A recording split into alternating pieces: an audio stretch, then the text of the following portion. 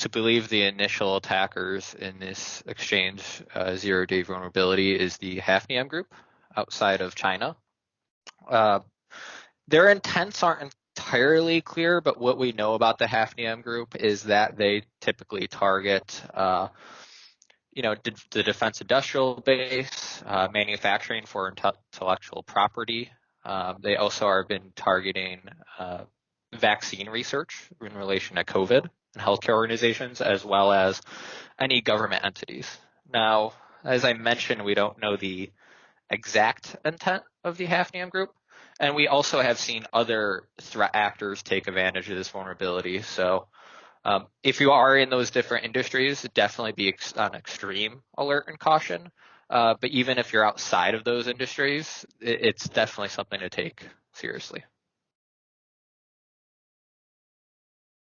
So number one, patch your servers. Number two, look for any of these indicators of compromise on your Exchange servers, such as web shells and so on.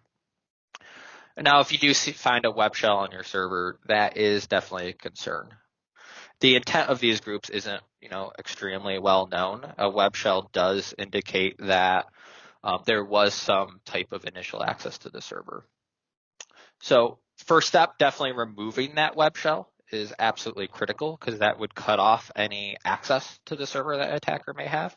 But then we also have to think about the harder steps. What is the type of residual risk from this type of event after you remove that indicator, compromise, or web shell?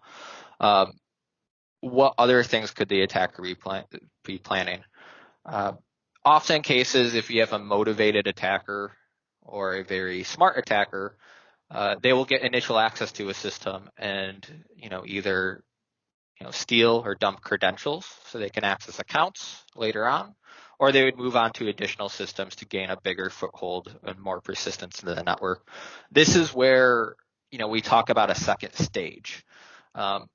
You have to assume compromise, assuming that the attacker went further. This is something that should be taken very seriously. Making sure that they have the people, the processes, and the technology to respond. For ProArch, our incident response team, our security team as a whole, our security operations center, is extremely data-driven. If we have the technology in place to gather all the data so that when an event like this happens, when there's new compromises, zero-day attacks, being able to lean on the data and perform advanced security operations like threat hunting really helps us prove that negative of, did someone get into my environment? And we can confidently say no if we have the data. If we don't have the data, it's definitely an uphill battle for that.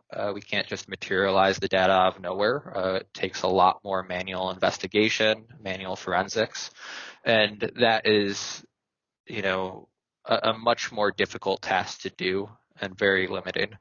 Additionally, collecting the data and having these technologies in place, will assist you with any, future events that come up.